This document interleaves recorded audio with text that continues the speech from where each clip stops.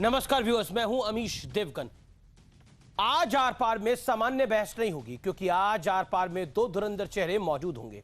एक तरफ होंगे बीजेपी के फायर ब्रांड प्रवक्ता और नेता और मणिपुर के प्रभारी डॉक्टर संबित पात्रा, तो दूसरी तरफ होंगे कांग्रेस के कद्दावर नेता पूर्व केंद्रीय मंत्री सलमान खुर्शीद साहब। आज ये दोनों हर उस सवाल का आमना सामना करेंगे जो देश की जनता के दिल में है। आज हर उस मुद्दे पर बेबाक बहस होगी जिस पर सियासत में महाभारत इस समय चल रही है। कश्मीर से लेकर उत्तर प्रदेश के चुनाव तक, भ्रम की सियासत से लेकर बोलने की आजादी तक, सांप्रदायिक सौहार्द से लेकर धर्म परिवर्तन गैंग तक, मैं आपका प्रतिनिधि बनकर, यानी जनता का प्रतिनिधि बनकर कांग्रेस और बीजेपी के इन दोनों धुरंधरों से सभी सवाल पूछूंगा। क्योंकि उत्तर प्रदेश में 2 बच्चों वाले कानून पर चर्चा शुरू हो गई है, तो हेमंत बिस्वा शर्मा मुस्लिम अल्पसंख्यक समुदाय से परिवार नियोजन की अपील कर रहे हैं। राहुल गांधी कानून व्यवस्था के मुद्दे में राम भक्तों का एंगल फिट कर रहे हैं। तो अगले 1 घंटे अपने टीवी का रिपोर्ट को छुपा दीजिए, क्योंकि आज का आर पार देश में चल रही सियासत के हर सवाल का जवाब आपको देगा। और इसी पर होगी 2 धुरंधरों की महाटक्कर, सलमान खुर्शीद बनाम डॉक्टर संबित पात्रा। तो मेरे साथ ये 2 मेहमान हैं और आज के कार्यक्रम में 2 राउंड होंगे, राउंड 1 और राउंड 2। राउंड 1 में भ्रम की सियासत पर टक्कर होगी और राउंड 2 में उत्तर प्रदेश की राजनीति पर हम बात करेंगे और कश्मीर पर भी हम बात करेंगे। मैं इंट्रोड्यूस करता हूं मेरे साथ कौन कौन इस समय जुड़ रहा है। मेरे साथ 2 मेहमान हैं। एक तरफ है पूर्व केंद्रीय मंत्री, कांग्रेस पार्टी के दिग्गज नेता और सुप्रीम कोर्ट के जाने माने वकील सलमान खुर्शीद साहब, और दूसरी तरफ है भारतीय जनता पार्टी के नेता, प्रवक्ता और मणिपुर के प्रभारी डॉक्टर संबित पात्रा। आप दोनों का अभिनंदन है। शुरू करते हैं राउंड 1 से, जो है भ्रम की सियासत। संबित पात्रा, आपकी पार्टी, क्योंकि शुरू के 60 सेकंड आपके, फिर 60 सेकंड सलमान खुर्शीद साहब के रहेंगे। सवाल मेरा सीधा आपसे यह है, आप लोग बार बार आरोप लगाते हैं कि भ्रम की राजनीति कांग्रेस फैलाती है, लेकिन कांग्रेस पलटवार करती है कि इवेंट मैनेजमेंट जो है वो बीजेपी बहुत अच्छे से कर लेती है। भ्रम तो सबसे बड़ा वो है जिन्होंने 2014 से भ्रमजाल फैला रखा है। जवाब डॉक्टर पात्रा। पहले तो सलमान खुर्शीद साहब को नमस्कार। और मैं ये कहना चाहूंगा कि देखिए, जहां तक भ्रम का विषय है, जिस प्रकार से वैक्सीन को लेकर कांग्रेस पार्टी ने हाल फिलहाल में भ्रम फैलाया है, मैं तो उसे पाप कहता हूं, महापाप कहता हूं। कोवैक्सीन को लेकर जिस प्रकार के शब्दों का प्रयोग किया गया, कहा गया कि कोवैक्सीन हिंदुस्तानियों को लगाना, क्या हिंदुस्तानी गिनी पिग है? और तो और 3 दिन पहले जिस प्रकार का बयान कांग्रेस के एक बड़े नेता ने दिया, एक प्रेस कॉन्फ्रेंस भी हुआ कि गाय का सीरम कोवैक्सीन में मिला हुआ है। मुझे लगता है ये जो वैक्सीन हेजिटेंसी का भ्रमजाल फैलाने का काम कांग्रेस पार्टी ने किया है, इससे खराब कुछ नहीं हो सकता है। कई बार मैंने ये सवाल पूछा है, बीजेपी ने सवाल पूछा है कि आप वैक्सीन हेजिटेंसी तो फैला रहे हैं, क्या राहुल गांधी और गांधी परिवार वैक्सीनेटेड है? इस विषय में जवाब देने में मुझे लगता है कोई कोताही नहीं होना चाहिए। और चूंकि एक कांग्रेस के बहुत बड़े नेता हमारे साथ हैं, अनुभव में भी मेरे से बड़े हैं, आयु में भी मेरे से बड़े हैं, मैं सम्मान करता हूं उनका। मुझे लगता है आज शायद राहुल गांधी जी, प्रियंका जी और रॉबर्ट वाड्रा जी के वैक्सीनेशन को लेकर सलमान जी जरूर बताएंगे कि उन्होंने वैक्सीन लिया है या नहीं, और अगर लिया है तो फोटो भी सार्वजनिक करेंगे, ताकि कम से कम जो लोग कांग्रेस को मानते हैं वो वैक्सीनेट तो हो। क्योंकि एक बहुत महत्वपूर्ण है वैक्सीनेशन का होना, लोग वैक्सीनेट होना, ये लड़ाई में बहुत महत्वपूर्ण अंग है। इसलिए मैं आशा करता हूं कि सलमान जी इसका जवाब देंगे। अगर राहुल गांधी जी वैक्सीनेट हुए हैं तो आदरणीय सलमान जी देश को इस खबर से अवगत कराएंगे। जी, मैं खुर्शीद साहब आपका रुख करता हूं। क्या आपको लगता है वैक्सीन के मुद्दे पर सियासत होनी चाहिए? अखिलेश यादव जी ने भी बोला कि मैं बीजेपी की वैक्सीन को नहीं लगवाना चाहता। कांग्रेस ने आरोप लगाया, राहुल गांधी जी ने आरोप लगाया कि बीजेपी की सरकारें मौत के आंकड़ों को छुपा रही हैं। क्या कहना चाहते हैं आप? देखिए, पहले तो संबित पात्रा को मैं भी नमस्कार करूं। संबित पात्रा, मेरा ये सौभाग्य है कि संबित पात्रा एक डॉक्टर हैं, तो इसलिए मुझे उम्मीद है कि डॉक्टर इस संवेदनशील मामले में बहुत सूझबूझ के साथ अपनी बात कहेगा, क्योंकि इनकी डॉक्टर की बात में लोगों को विश्वास होता है। मुझे ना कोई अधिकार है ना जानकारी है कि मेरे अपनी पार्टी में किस किस ने वैक्सीनेशन ले लिया है, लेकिन इतना मैं कह सकता हूं कि मैं पार्टी का सच्चा कार्यकर्ता हूं और मैंने वैक्सीनेशन की दोनों डोजेज़ ले ली हैं। तो कम से कम मेरे बारे में समित पात्रा जी जो हैं वो कम से कम आश्वस्त होंगे कि मुझे कुछ नहीं होने जा रहा है। मेरी उनसे चर्चा और बातचीत चलेगी। मैं ये बात स्पष्ट कर दूं, कांग्रेस वैक्सीनेशन को सपोर्ट करती है, हमेशा से करती आई है। सिर्फ कोविड वैक्सीनेशन नहीं, हर किस्म के वैक्सीनेशन को, यूनिवर्सल प्रोटेक्शन के लिए वैक्सीनेशन को कांग्रेस सपोर्ट करती है और करना चाहिए। अब इसमें कहीं गाय के सीरम की बात करना और कुछ और करना उन लोगों को शोभा नहीं देता जो गाय को एक बहुत सम्मान देते हैं और बहुत अपनी जीवन का और भारतीय जीवन का एक बहुत प्रमुख अंग मानते हैं। तो उस बात को काहे छेड़ा जाए। वैक्सीन पर बात बड़ी स्पष्ट है, हम सब वैक्सीन लगाना चाहते हैं। अब किसी को मैनेजमेंट में कोई आपत्ति है कि हम ऐसे करते, आप ऐसे कर रहे हैं, डॉक्टर भी कहते हैं, साइंटिस्ट भी कहते हैं, कहीं ना कहीं लोगों में आपस में इसमें मतभेद है। उस मतभेद को वैक्सीनेशन होना चाहिए, उस पर कोई प्रश्न चिन्ह लगाने की गुंजाइश नहीं होनी चाहिए।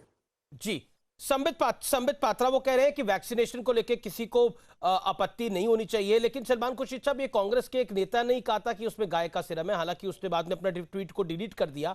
इस पर जरूर आप आगे क्लैरिफिकेशन दीजिएगा संबित पात्रा। लेकिन ये भी बात है कि जिस दिन 21 जून था उस दिन तो आंकड़े बहुत अच्छे आए वैक्सीनेशन के, लेकिन उसके बाद गिरावट है। उस पर आप क्या कहना चाहते हैं?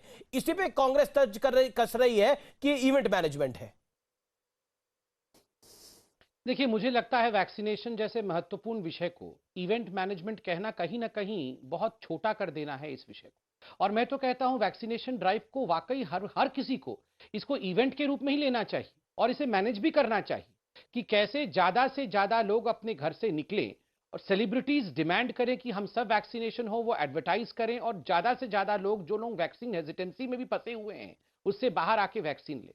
मगर दुख तब होता है जब बहुत पढ़े लिखे लोग, सलमान जी ठीक कह रहे हैं कि मैं तो डॉक्टर हूं, सलमान जी भी बहुत बड़े देश के वकील हैं, मगर जब बड़े बड़े नेता, राजनेता, मेंबर ऑफ पार्लियामेंट्स कहीं ना कहीं भ्रम फैलाने की कोशिश करते हैं। मनीष तिवारी जी, देखिए मनीष तिवारी जी मेरे भी अच्छे मित्र हैं, सलमान जी के अच्छे मित्र हैं, पढ़े लिखे और अच्छे व्यक्ति हैं। उन्होंने जब कहा कि Indians are being treated as guinea pig, मुझे लगता है ऐसे शब्दों का चयन करना ये उचित नहीं है। और जब एक मुख्यमंत्री किसी राज्य के कहते हैं कि हमें कोवैक्सीन नहीं चाहिए, हम कोवैक्सीन नहीं लेंगे, आपको पता है छत्तीसगढ़ में ये हुआ था, तो मुझे लगता है इस प्रकार एक राज्य मना कर देता है कि मैं कोवैक्सीन नहीं लूंगा, तो कहीं ना कहीं इससे वैक्सीन हेजिटेंसी भी फैलती है और इससे एक अच्छा संदेश जनता के मध्य में नहीं जाता है। जी सलमान खुर्शीद, इस पर आपका जवाब। उस पर मेरा एक सवाल है, भावुक हम सब हो जाते हैं, आपको भी कई बार आप किसी से मिलने जाते होंगे तो भावुक हो सकते हैं, लेकिन इमोशनल पल सबके लिए होता है। प्रधानमंत्री भी जब वो कोविड की सेकेंड वेव की बात कर रहे थे तो वो इमोशनल हो गए। राहुल गांधी ने उस पर तंज कसा और राहुल गांधी ने बोला कि रोने से कुछ नहीं होता, आंसू आने से कुछ नहीं होता, ऑक्सीजन देनी चाहिए थी। क्या आपको लगता नहीं है कि पॉलिटिक्स के अंदर हम इमोशंस को भूल गए हैं? और क्या आपको लगता है ये जायज है? देखिए, इमोशन कोई एक खास किस्म का नहीं होता है, इमोशंस अलग अलग किस्म के होते हैं। अगर किसी को कुंठा है, इमोशनल कुंठा है कि उसके सामने कुछ हो रहा है वो गलत है, तो वो उसको अपने शब्दों में व्यक्त करेगा। ये जो हम पर अंकुश है, हमारे कॉन्डक्ट पे जो अंकुश है हमारे संविधान में, हमारे कानून में, वो हमारे इमोशंस पर कोई अंकुश नहीं लगाता है हमारा संविधान। तो अगर हमारे इमोशंस को हम कंट्रोल कर सकते हैं और कर सकते हैं तो कैसे कर सकते हैं, इस पर यकीनन चर्चा हो सकती है, कौन मना करता है। लेकिन इसको ये नहीं कहा जा सकता कि ये अवैध है, क्योंकि इमोशंस एक चीज ऐसी है जिस पर वैध और अवैध कहना बड़ा बिल्कुल जायज बात आपकी, लेकिन राहुल, लेकिन बिल्कुल जायज बात आपकी सलमान जी, सब्जेक्टिव चीज है, लेकिन बिल्कुल जायज बात है। लेकिन राहुल गांधी ने तो तंज कसा प्रधानमंत्री को लेकर जब वो इमोशनल हुए। पॉइंट ये है, माफ करें, ये संजीदा, ये एक गंभीर विषय है, तो मैं इसमें ऐसे विवाद में नहीं जाना चाहता हूं जिससे कि इसकी जो संवेदनशीलता है वो धूमिल हो। तंज अगर कसा तो हम ये ना भूलें कि एक तंज के 85 तंज प्रधानमंत्री भी कसते हैं। लेकिन अब ये सियासत है, राजनीति में जो लोग हैं वो अपनी सोच समझ से कब क्या कहना चाहिए वो कहते हैं, करते हैं। कभी हम उसको स्वीकार करते हैं, कभी उसको हम नकार देते हैं। मैं 2-3 बातें कहूंगा। देखिए, आपने बहुत चतुराई के साथ और बहुत परिपक्वता के साथ जब ये सवाल इमोशन का लेकर पूछा गया, तो आपने राहुल गांधी के प्रश्न पे कहा कि नहीं, इसको उलझाना नहीं चाहिए, इस विषय पे डिबेट करके कोई लाभ नहीं है, इमोशनल तो आदमी होता ही है। तो कहीं ना कहीं आपने बहुत परिपक्वता से, मगर फिर भी डायरेक्टली नहीं, इनडायरेक्टली ये कह दिया कि राहुल गांधी का ये प्रश्न उचित नहीं था। किसी के आंसुओं के साथ मजाक करना, किसी के इमोशंस के साथ मजाक करना, ये शोभा नहीं देता पॉलिटिशियन को। मैं उसके लिए आपको धन्यवाद भी देता हूं।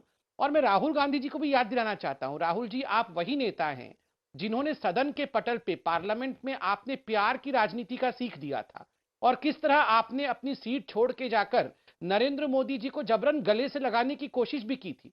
क्या वो सच था या ये सच है? इसका जवाब कौन देगा?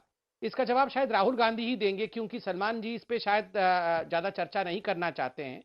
आप बिल्कुल सही कह रहे हैं, इमोशन को अपनी जगह अलग छोड़ना चाहिए। जब इतनी लोगों की मृत्यु होती है, स्वाभाविक है, अभिभावक के नाते प्रधानमंत्री भी इमोशनल हो जाते हैं, इसमें कोई बुराई नहीं। सलमान खुर्शीद, जवाब। तो ये आपने सवाल नहीं पूछे, ये तो आपने मुझे एक सबक सिखा दिया। आपने सवाल नहीं पूछे। और रही बात, ये एक डिबेटर का ये हक तो होता है कि आप किसी की बात की काट करें, लेकिन डिबेटर का ये हक नहीं होता है कि आपसे अलग कोई बात कह रहा है और उससे कहें कि देखिए मेरी बात से ये मान रहे हैं, ये मेरी बात को मान रहे हैं।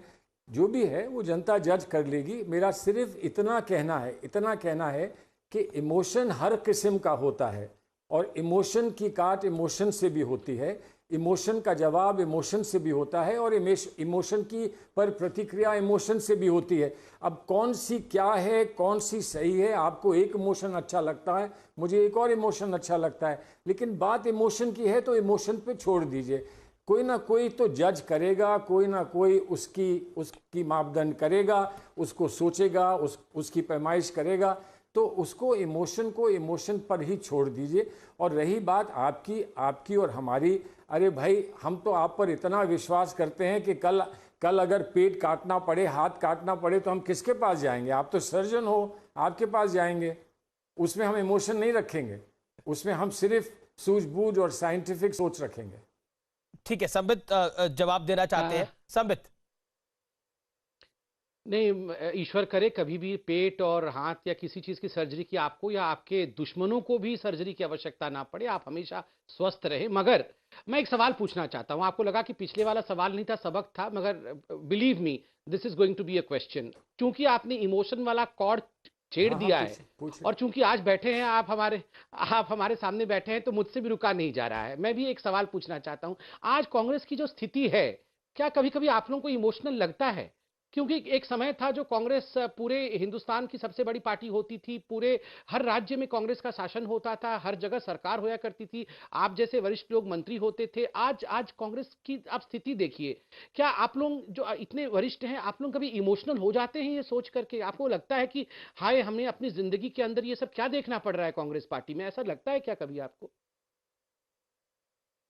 नहीं, ये आपने बहुत अच्छा सवाल पूछा है। और ये तो मेरी अपनी पार्टी के लोग अगर ऐसा सवाल मुझसे पूछ लेते तो मैं और उसको बहुत बहुत खुशी से उनको जवाब देता, और आपको भी जवाब दे रहा हूँ। मेरा इमोशन ये है कि अकेला ही चलूँगा जाने में मंजिल बगैर, लोग जाते रहें आते रहें, मैं जाने में मंजिल ही चलूँगा।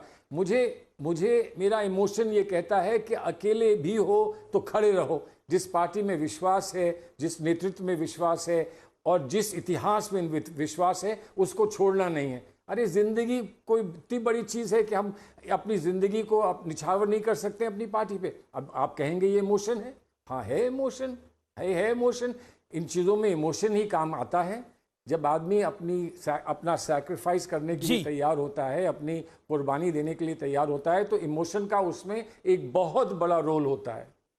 सलमान खुर्शीद जी, आपने एक हाल ही में एक मेरे को भी इंटरव्यू दिया था, उसमें भी आपने बोला था कि ये जो स्थिति है ये वाकई दुर्भाग्यपूर्ण है। उससे पहले आपने एक कार्यक्रम में कहा था, बहुत थोड़े टाइम पहले आपने बोला था कि कांग्रेस को बीजेपी जितना बड़ा सोचना चाहिए। क्या कहना चाहते हैं? क्या कांग्रेस बड़ा सोच नहीं पाती या सोचना नहीं चाहती? इन दोनों बातों में बहुत फर्क है। नहीं, देखिए, नहीं, फ़र्क है, वो मैं मानता हूँ फ़र्क है, लेकिन इस वक्त तो मैं उसको डाइसेक्ट करके नहीं बता रहा हूँ। जी बीजेपी ने जहाँ बीजेपी नहीं थी और बहुत सारे लोग आमतौर पर मानते थे कि बीजेपी का यहाँ पर कुछ है नहीं, वहाँ बीजेपी ने जाकर कहा कि हम दिखाएंगे कि हम कुछ हैं। वो केरला में भी कहा और वो बंगाल में भी कहा।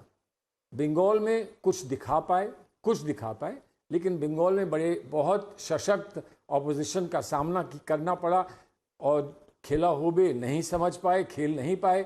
केरला में वैसे ही कोशिश करी, केरला में कुछ नहीं कर पाए, लेकिन बावजूद इसके बीजेपी ने हार नहीं मानी, डर नहीं गए, बैठ नहीं गए, हथियार नहीं डाल दिए। इस पर मैंने कहा था कि अगर बीजेपी ये कर सकती है जहां बीजेपी सिफर है, जीरो है, शून्य है, हम क्यों नहीं कर सकते हैं? तो क्या बीजेपी में कोई अच्छाई हम नहीं सीख सकते हैं? हम बीजेपी ऐसी दुश्मन हमारी नहीं है कि बीजेपी की जो बात बीजेपी से संबंधित है वो गलत होगी।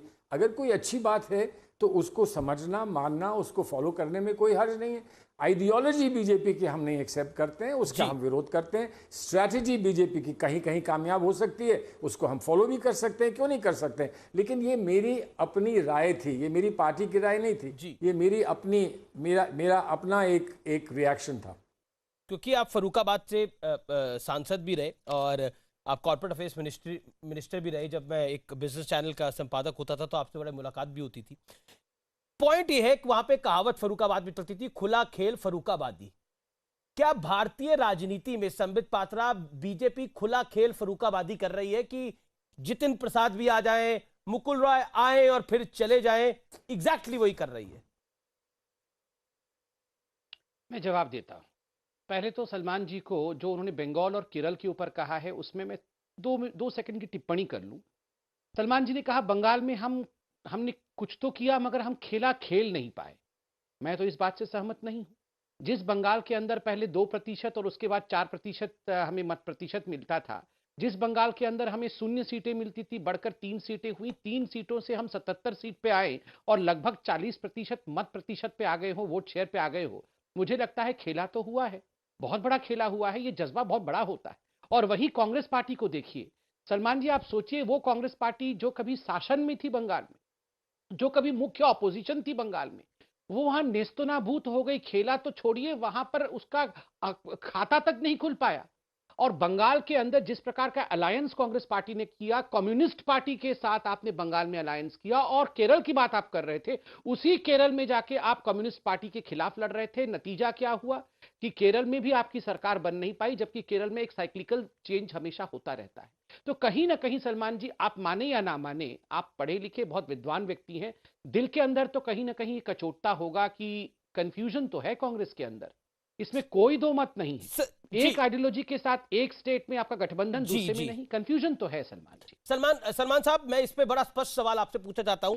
कांग्रेस और कंफ्यूजन, मैं आपको 3 राज्य बताता हूं। पहला राज्य, आपने असम में अजमल के साथ अलायंस किया, फुरफुरा शरीफ के साथ बंगाल में अलायंस किया, लेफ्ट के साथ अलायंस किया, बंगाल के अंदर लेफ्ट के खिलाफ लड़ाई लड़ी, केरल के अंदर Shiv Sena ultra right wing party के साथ आप महाराष्ट्र में एक पौनी सरकार चला रहे हैं, जिसके अंदर आपकी पॉलिटिकल हैसियत, कांग्रेस पार्टी की पॉलिटिकल हैसियत उतनी नहीं है जितना होनी चाहिए, ऐसे आपके वाकई नेता कहते हैं। मेरा पॉइंट यह है, क्या कांग्रेस पार्टी कंफ्यूजन के दौर से लगातार गुजर रही है? दिल्ली के अंदर आपने ही समर्थन देकर अरविंद केजरीवाल की सरकार बनाई। मैं थोड़ा पीछे जा रहा हूं, अब 2013 के अंदर, और आज आप 0 पे है दिल्ली के अंदर। उत्तर प्रदेश के अंदर आप ही लोगों ने मुलायम सिंह यादव की सरकार बनाई। मैं पीछे जा रहा हूं 1990 के अंदर। क्या आपको लगता नहीं है कि कहीं ना कहीं मिस कैलकुलेशन हो जाता है, या फिर इसको सरल भाषा में बोले तो मिस्टेक हो जाता है?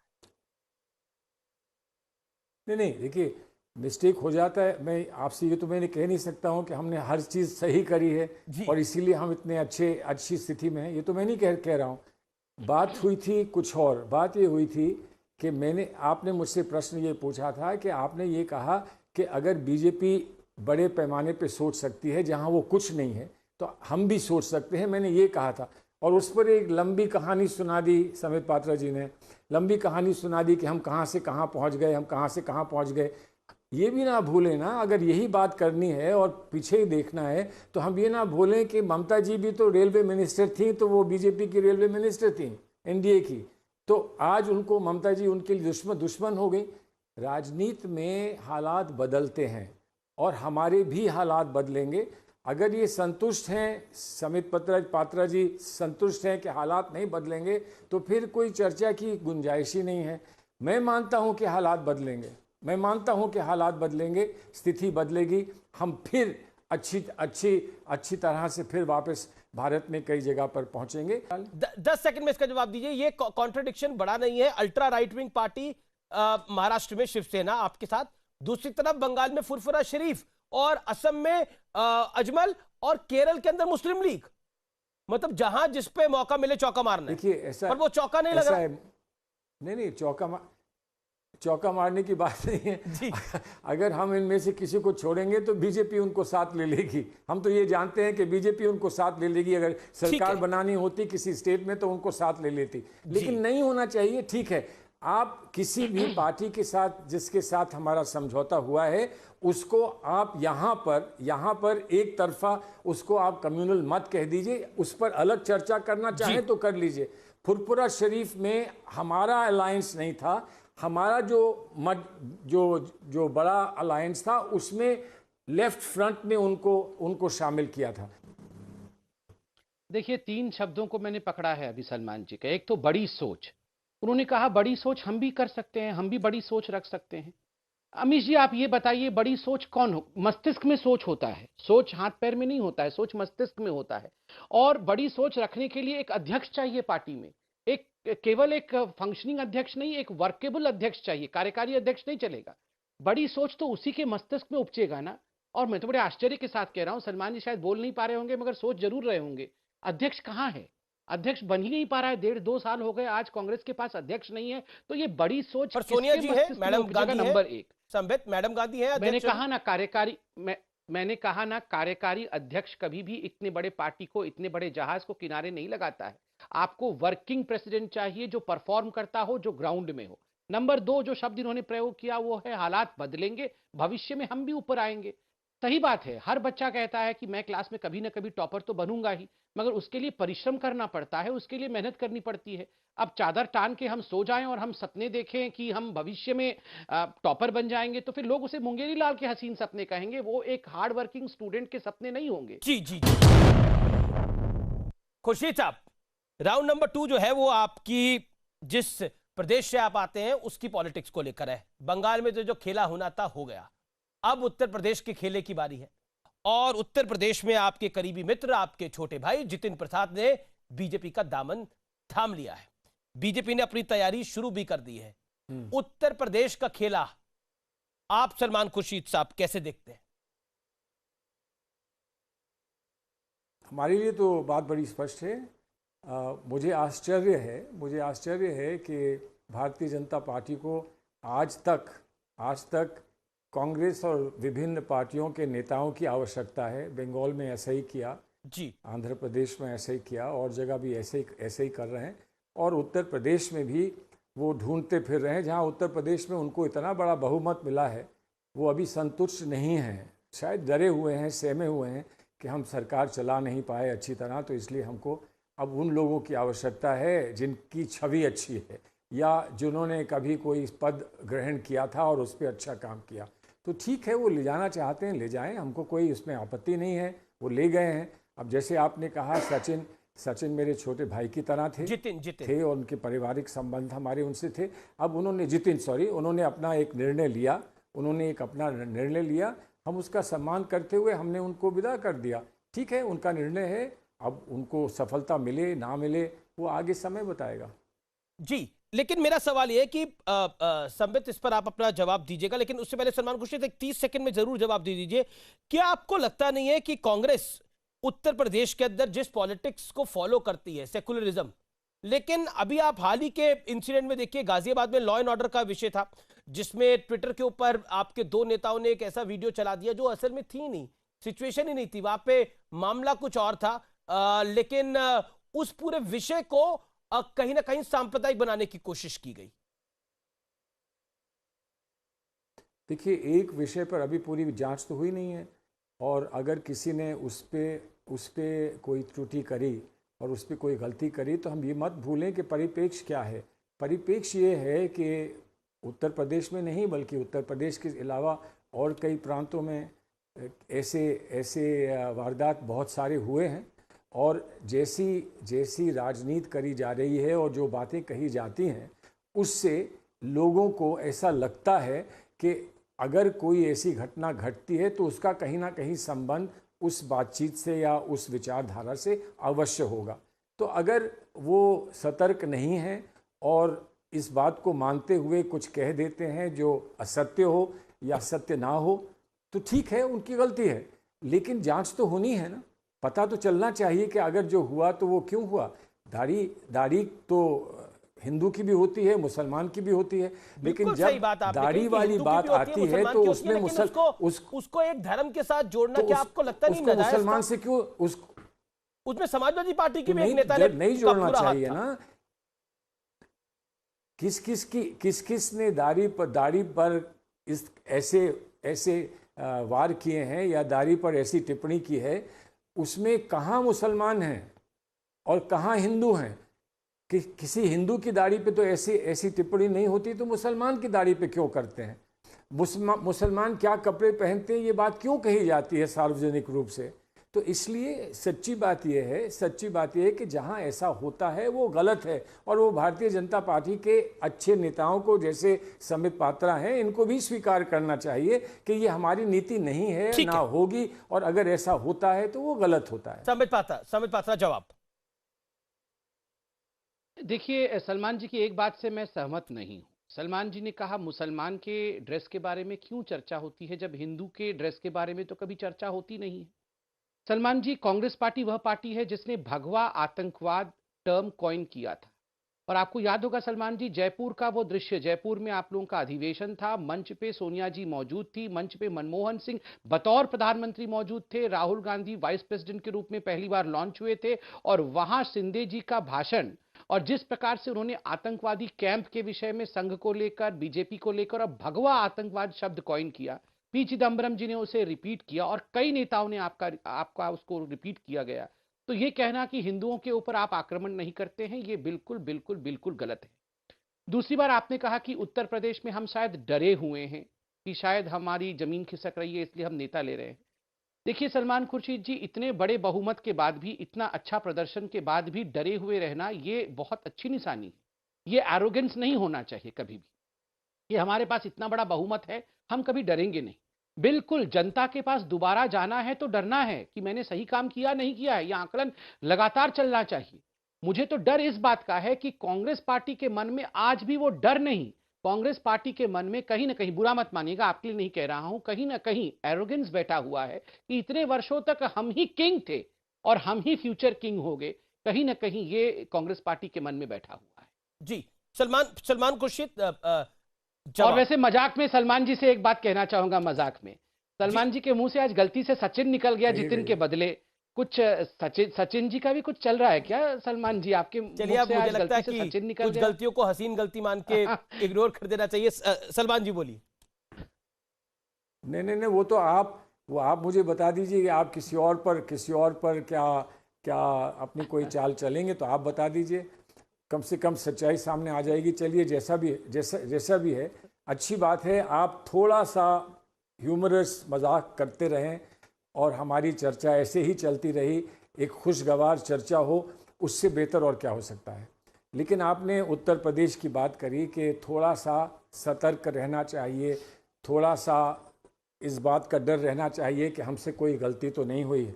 तो अगर डर इस बात का आपको होना चाहिए कि गलती तो नहीं हुई, तो बाप रे बाप, पता नहीं उत्तर प्रदेश में आपको कितना डरना चाहिए, बहुत डरना चाहिए। ये मेरा सुझाव है आपको। लेकिन बहरहाल, आप डरें ना डरें, वो आपका अपना फैसला है। उत्तर प्रदेश में हम ये चाहते हैं कि हम उत्तर प्रदेश को एक बार फिर उस जगह पर ला सकें जहां उत्तर प्रदेश का अधिकार है और उत्तर प्रदेश का हक है। हम नहीं मानते हैं, हम नहीं ये स्वीकारने के लिए तैयार हैं कि उत्तर प्रदेश में कोई अच्छा विकास का काम हो पाया है। बहुत कुछ कहा गया है, बहुत कुछ बखान किया गया है, लेकिन उत्तर प्रदेश ने कुछ अचीव किया है, ऐसा हमारा मानना है पर कि नहीं योगी है। और आदित्यनाथ का तो इस सबसे बात बड़ा को प्लैंक लेकर है चुनाव में कि उतरेंगे। उन्होंने विकास का भी काम किया, उन्होंने लॉ एंड ऑर्डर को भी मेंटेन किया है, चाहे वो लव जिहाद के मामले हो, चाहे वो अभी धर्मांतरण का एक पूरे गैंग को, इंटरनेशनल गैंग को एक्सपोज कर दिया गया है, जिसमें 2 लोगों की गिरफ्तारी हुई है, एटीएस उसकी जांच कर रही है। उस पर आप क्या कहना चाहते हैं? और दूसरी तरफ कांग्रेस तो चेहरा विहीन है उत्तर प्रदेश के अंदर। सलमान जी, देन डॉक्टर पात्रा। नहीं, चेहरा, अब बताइए, मैं यहाँ बैठा हूँ और आप ऐसी बात कहें कि चेहरा विहीन है, मतलब लेकिन इसको आपने जोड़ दिया। हमारे समित पात्रा जी ने कहा था कि हमारे पास कोई एक, आज हमारे पास अध्यक्ष नहीं है, सिर्फ कार्यकारिणी अध्यक्ष है। देखिए, अध्यक्ष तो होना चाहिए, हर पार्टी का अध्यक्ष नहीं होता हमारे देश में। जनरल सेक्रेटरीज भी चलाते हैं पार्टीज को, चाहे वो लेफ्ट पार्टी हो, चाहे वो हमारी मायावती जी की पार्टी हो, खैर वो अलग बात है। लेकिन हमारे पास नेता हैं। ये चर्चा बहुत होती है कि आपके पास अध्यक्ष नहीं है परमानेंट, आपके पास तो कांग्रेस का चेहरा यूपी में कौन है? लास्ट टाइम तो स्वर्गीय शीला अपनी... दीक्षित जी थी, इस बार चेहरा कौन होगा उत्तर प्रदेश के अंदर? सलमान। नहीं, देखिए, यूपी में अधिकृत रूप से हमने अभी कोई घोषणा नहीं करी है चेहरे की। हम लोग इस फाइट में उतरे हैं। अभी तक जिस फाइट में हम आए हैं उसको प्रियंका जी ने लीड किया है, वो जनरल सेक्रेटरी हैं, उसको उन्होंने लीड किया है। दिन रात वो काम कर रही हैं, तो प्रियंका जी चेहरा पूरी तरह से हैंड्स ऑन। नहीं, मैं नहीं कह सकता हूं, मुझे वो जनरल सेक्रेटरी कहने का मैंडेट नहीं है। जो चेहरा होगा वो जनरल सेक्रेटरी हैं, वो लीड कर रहे हैं, वो हमको आगे से लीड कर रहे हैं। लेकिन कौन चेहरा होगा, कौन मुख्यमंत्री होगा, ये सारी बातें बात की हैं। और जो भी फैसला होगा, निर्णय होगा, वो हम आपको भी बताएंगे और समित पात्रा जी को भी बताएंगे। ठीक है। समित पात्रा, धर्मांतरण को लेकर आप पर यह आरोप लग रहे हैं कि आप एक बार फिर कम्युनल एजेंडे को चलाने की कोशिश कर रहे हैं, जो एक पूरा का पूरा रैकेट एक्सपोज हुआ है।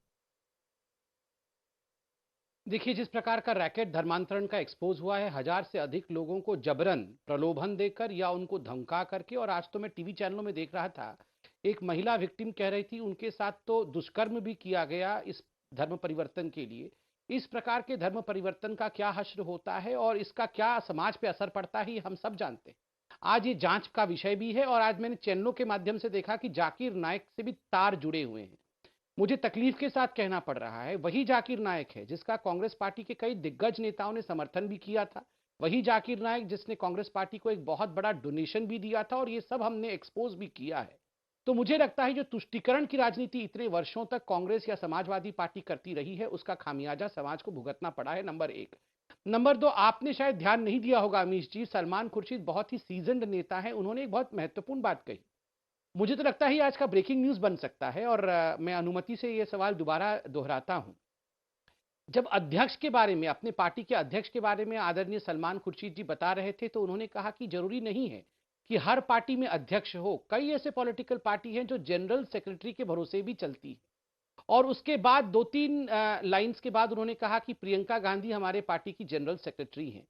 तो सलमान जी, मैं तो छोटा हूं, मैं फिर भी ये पूछना चाहता हूं कि क्या कांग्रेस ऐसा कोई प्लान बना रही है कि वो अध्यक्ष नियुक्त नहीं करेगी और प्रियंका गांधी बतौर जनरल सेक्रेटरी पार्टी को लीड करेंगी? क्या इस प्रकार का कोई विषय कांग्रेस पार्टी में चल रहा है क्या? और दूसरा प्रश्न भी, मैं उत्तर प्रदेश से, चूंकि आप आते हैं, आप उत्तर प्रदेश का सघन अध्ययन करते रहे होंगे, क्या राहुल गांधी अमेठी? ठीक है, समित वो पहले प्रश्न का जवाब देना चाहते हैं। सलमान जी बोलिए।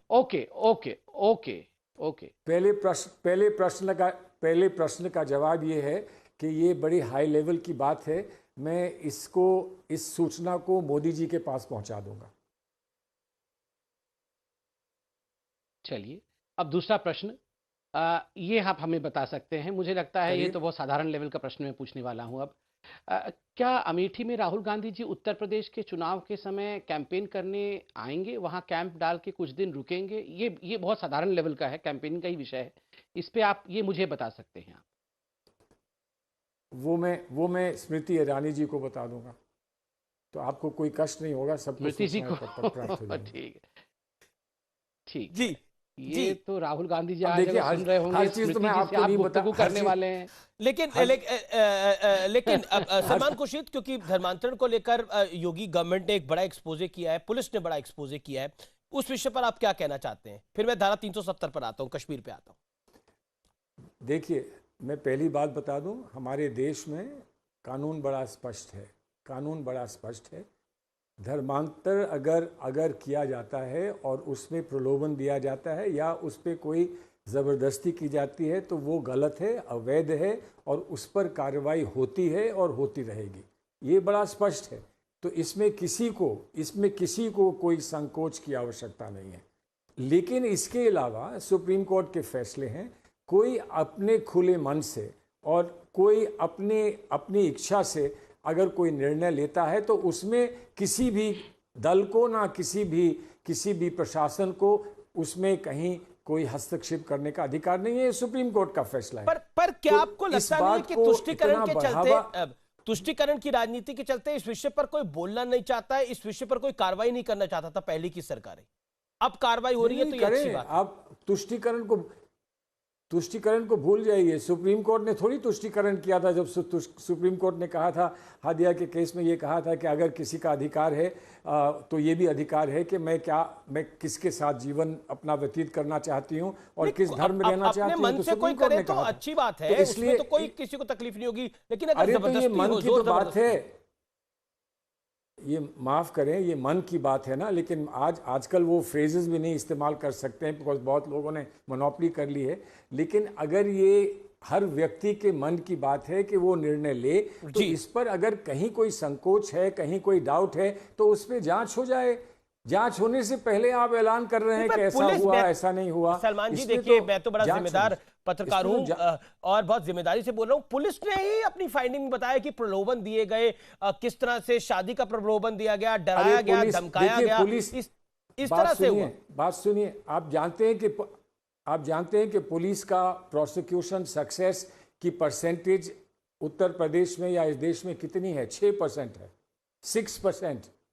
तो कहने के लिए आप एफआईआर में कुछ भी कह सकते हैं, लेकिन उसमें सच कितना निकलता है ये तो जब बाद में कोर्ट में मामला जाता है तभी पता लगता है। तो अभी से ये कह देना कि पुलिस ने ऐसा कहा है, पुलिस ने ऐसा कहा है, तो अब उसके बाद कोई उस पर कोई प्रश्न चिन्ह नहीं लगा सकता। पहले कोर्ट में जाने दीजिए, मामला कोर्ट में फैसला होने दीजिए। संबित पात्रा, आप लोग पहले एक्शन में आ रहे हैं। असल में कोर्ट में मामला जाएगा, कन्विक्ट होगा, उसके बाद की कहानी होनी चाहिए। देखिए अमीश जी, जहां तक ये जबरन धर्मांतरण का विषय है, उत्तर प्रदेश में बहुत सारे साक्ष्य टीवी के माध्यम से जो पीड़ित है वो खुद रख रहे हैं हमारे सामने। तो मैं तो कहता हूं साक्षात को प्रमाण की क्या आवश्यकता है। पीड़िताओं ने अपनी व्यथा को व्यक्त किया है। और दूसरी बात, मूक बधिर स्कूल में बच्चों को, जो मूक और बधिर है, ऐसे विकलांग बच्चों के साथ जिस प्रकार का व्यवहार करके जबरन उनका धर्म परिवर्तन किया गया है और आज उनको सुइसाइड स्क्वाड के रूप में इस्तेमाल करने की बात सामने आई है, तो मुझे लगता है सलमान जी जैसे वरिष्ठ नेता को इसके विरुद्ध में तो बोलना ही चाहिए। और मुझे आश्चर्य इस बात का होता है कि कई लोगों का एक डबल स्टैंडर्ड होता है। जब अखलाक की लिंचिंग होती है या अखलाक की मृत्यु होती है तो उस समय जांच के लिए कोई वेट करने के लिए तैयार नहीं होता है। उस समय इन्फ्रेंस इंस्टेंट होता है कि हां, अखलाक को आरएसएस और बीजेपी ने मार दिया। उस समय कोई नहीं कहता है हम वेट करेंगे, कोर्ट का इन्वेस्टिगेशन हो जाने दीजिए, पुलिस की तफ्तीश हो जाने दीजिए। मगर जब हिंदुओं के साथ अत्याचार होता है तो जो स्टैंडर्ड स्टेटमेंट होता है वो होता है हम इंतजार करेंगे जी, अभी कोर्ट कहेगा उसके बाद हम इस पे कहेंगे। तो कहीं ना कहीं ये सेक्युलरिज्म का एक अपभ्रंशित हिस्सा हम हिंदुस्तान में कई वर्षों से देखते आ रहे हैं। सलमान खुर्शीद, सेक्युलरिज्म क्या एक तरफा है, जो बीजेपी का लगातार आरोप होता है, जो अमित शाह का भी आरोप रहता है, जो प्रधानमंत्री का भी आरोप रहता है? सुनिए, एक तरफा है तो ये मुझे बता दें कि जब अखलाक का या कोई और लिंचिंग हुई थी तो इन्होंने कुछ कहा था कि अभी रुक जाइए, पता करते हैं, उसके बाद आपको बताएंगे। इन्होंने क्या कहा था, मैं इनकी बात को मान लूँगा, स्वीकार कर लूँगा। रही बात पुलिस के इन्वेस्टिगेशंस की, वो तो कानून है हमारे मुल्क में कि पुलिस इन्वेस्टिगेशन स्टेज पर कहीं पर कोई प्रेस स्टेटमेंट भी नहीं दे सकती है। ये तो सुप्रीम कोर्ट ने कहा है कि ये गलत है, जो हो रहा है वो गलत है। लेकिन कहीं ना कहीं जो भी तथ्य सामने आते हैं वो आप लोग पेश करते हैं, अखबार में आता है, कुछ ना कुछ इम्प्रेशन प्राइमा फेशी लोग बनाते हैं, प्रथम दृष्टि से कुछ ना कुछ इम्प्रेशन बनता है। लेकिन उस पर इतना बड़ा प्रेस में और आप लोगों के सामने आपके टीवी चैनल्स पे आके पूरा डिबेट करना, मैं नहीं मानता हूं कि उचित है। अगर कोई ऐसा करता है तो गलत है, अगर कोई ऐसा करता है तो गलत है, हिंदू है तो गलत है, मुसलमान है तो गलत है, ईसाई है तो गलत है। ये मैंने कह दिया। अब इसके बाद मैं कहूँ लेकिन ये गलत है, ये गलत नहीं, ये गलत है, ये गलत नहीं, वो सही बात नहीं है। रुकिए, तफ्तीश पूरी हो जाने दीजिए, कोर्ट में मामला जाने दीजिए, कोर्ट में प्रथम दृष्टि पर क्या फैसला होता है उसके बाद इसको आगे बढ़ाएंगे। ये अच्छा नहीं है, ये गलत है। अगर ऐसा हुआ है तो सरासर गलत है, लेकिन इसको बढ़ा चढ़ा कर देना भी कोई अच्छी बात नहीं है। जी समय 10 सेकंड में क्विकली रिबट, देन धारा 370 की बात। देखिए, एक बहुत बड़ी बात कही आज सलमान जी ने, बहुत परिपक्वता की बात कही कि किसी भी विषय में जहां पुलिस तफ्तीश कर रही हो, कोर्ट में इन्वेस्टिगेशन जा रहा हो, तो उसको बहुत बढ़ा चढ़ाकर मीडिया में लाना और उस पर डिबेट करना ये बिल्कुल उचित नहीं है। सलमान जी से अन्यथा मत लीजिएगा। एक केस मुझे याद आता है जिसको कि कांग्रेस पार्टी ने जिस प्रकार से बढ़ा चढ़ाकर, जबकि तफ्तीश में ठीक उल्टा हुआ, कोर्ट में भी ठीक उल्टा आया और डिबेट्स काफी हुए, वो था बाटला हाउस एनकाउंटर का केस, जिसका अभी जजमेंट आया है कुछ दिन पहले। याद करिए सलमान जी, मैं इसमें व्यक्तिगत बिल्कुल नहीं होऊंगा, मैं किसी पर भी व्यक्तिगत टिप्पणी नहीं करता, मगर कांग्रेस पार्टी के दिग्विजय सिंह से लेकर तमाम दिग्गज नेताओं ने जिस प्रकार का बयान बाटला हाउस को देकर लिया, वो सब अतथ्य निकली, वो सारी बातें असत्य निकला। जी इसी सेक्युलरिज्म की बात मैं कर रहा था और बहुत तकलीफ के साथ कह रहा हूं। सोचिए जरा, सेक्युलरिज्म के नाम पे हमने उन पुलिस ऑफिसर, जाबाज सिपाहियों को कटघरे में कितने वर्षों तक खड़ा करके रखा ताकि हम आतंकवादियों को बचा सके। बस इतना ही कहना था। जी, मैं अब धारा 370 की बात कर लेता हूं। धारा 370 पे सलमान जी, कांग्रेस का ऑफिशियल स्टैंड क्या है? वो शासन में आएगी तो वापस पलटाएगी इसको? बड़ा स्पष्ट है। हमारी वर्किंग कमेटी का उस पर रेजोल्यूशन है और रेजोल्यूशन ये है कि इसको जो किया गया तो सब स्टेक होल्डर्स को उससे जोड़कर उनसे बात करके नहीं किया गया, और इसलिए जो जैसे किया गया वो गलत था। ये हमारा रेजोल्यूशन है। उस रेजोल्यूशन से आगे तो मैं आपको और कुछ नहीं बता सकता हूँ।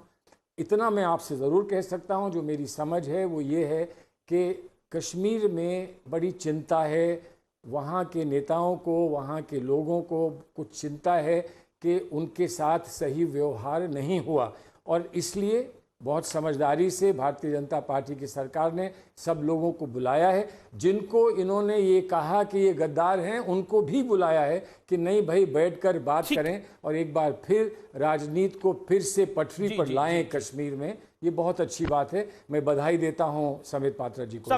देखिए, आदरणीय सलमान खुर्शीद जी इसमें थोड़ा गोलमोल करके चले गए। उन्होंने बताया नहीं कि वो उसको फिर से रीएस्टैब्लिश करेंगे, जबकि पी चिदम्बरम साहब ने परसों कहा था कि वो रीएस्टैब्लिश करेंगे। दिग्विजय सिंह ने कहा था रीएस्टैब्लिश करेंगे।